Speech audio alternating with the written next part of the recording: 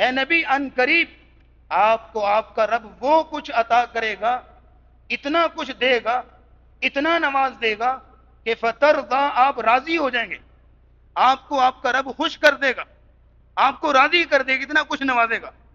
لیکن وہ کیا کچھ ہے، اس کی لسٹ نہ سورۃ ضحیٰ میں بیان کی گئی، نہ ہی انا آتینا کل کوثر میں بیان کی گئی، کیونکہ وہ اتنی بے شمار چیزیں ہیں کہ وہ ان چھوٹی چھوٹی صورتوں میں آ ہی نہیں سکتی، اس لیے ان کا تذکرہ ممکن نہیں ہے۔ لیکن اگر ہم جسارت کریں تھوڑی سی ان چند چیزوں کا تذکرہ کرنے کی کہ جو اللہ نے اپنے نبی کو عطا کی ہیں، تو ہم اس کوثر کا معنی سمجھنے میں انشاءاللہ تھوڑے تھوڑے کامیاب ہو جائیں گے۔ سب سے پہلی بات نوٹ کیجئے، اللہ نے اپنے نبی کو جو خزانے دیے، بے شمار نعمتیں دی، ان میں نبوت سب سے پہلے نبوت عطا کی۔ اور یاد رکھیے نبوت کوئی چھوٹا منصب ہے، نبوت کوئی عام چیز ہے، اور نبی اسلام کی نبوت کوئی عام نبوت نہیں تھی۔ آپ علیہ الصلوۃ والسلام کی نبوت کے اندر دو ایسی چیزیں تھیں جو پچھلے کسی نبی کی نبوت کے اندر نہیں تھی، یعنی نبوت بھی ایسی جو کہ خاص نبوت ہے۔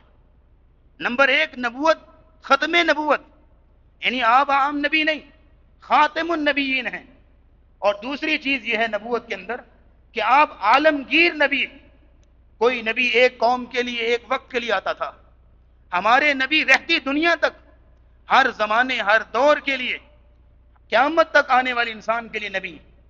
تو نبوت ایک بڑا خزانہ اللہ نے دیا، اور پھر قرآن مجید جیسی عظیم نعمت، عظیم خزانہ، خیر و بھلائی سے بھرا ہوا، یہ اللہ نے اپنے نبی کو عطا کیا۔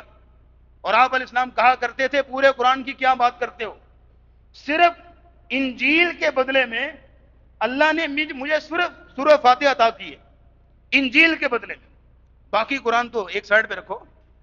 اللہ کہتے ہیں قل بفضل اللہ وبرحمتہ فبذلک فلیفرحوا هو خیر مما یجمعون۔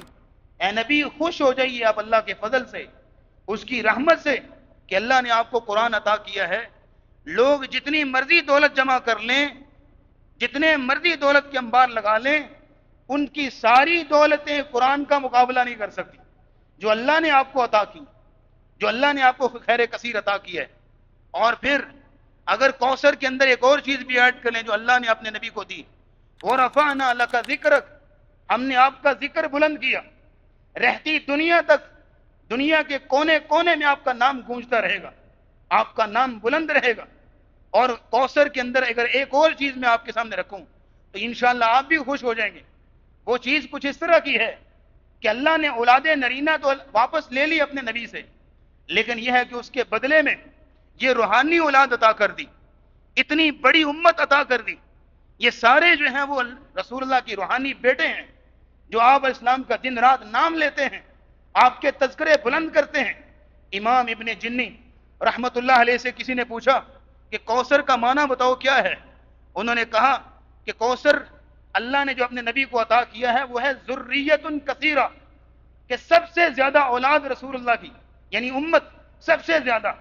اور کفار مکہ اس بات پہ ہنستے تھے، کہتے ہوتے تھے جب اسلام بڑھتا ہوا پھیلتا ہوا پھولتا ہوا دیکھتے تو ان کے دل میں ہول پڑتے تھے کہ یہ دن بدن پھیل رہے ہیں اور دن بدن بڑھتے جا رہے ہیں، تو ایک دوسرے کو دلاسا اور تسلی دیتے، اجی چھوڑو جی کیوں پریشان ہوتے ہو، بیٹا تو ان کا کوئی ہے نہیں، بس یہی ہیں، یہ دنیا سے جائیں گے تو سلسلہ ختم ہو جائے گا۔ لیکن اللہ نے کوثر اولاد عطا کی، روحانی بیٹے عطا کیے، جو یہ ہے کہ دن رات رسول اللہ کے نام کے تذکرے کرتے ہیں اور آپ علیہ الصلوۃ والسلام کی شانیں بلند کرتے ہیں۔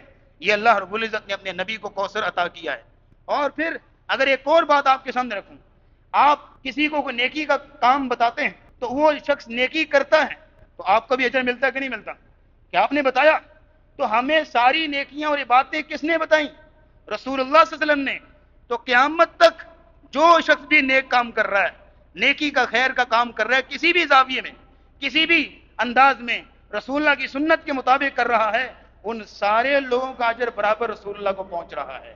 یہ ہے کوثر جو اللہ نے کثرت کے ساتھ خیر کثیر آپ کو عطا کیا، بے شمار نعمتیں رسول اللہ کو عطا کی۔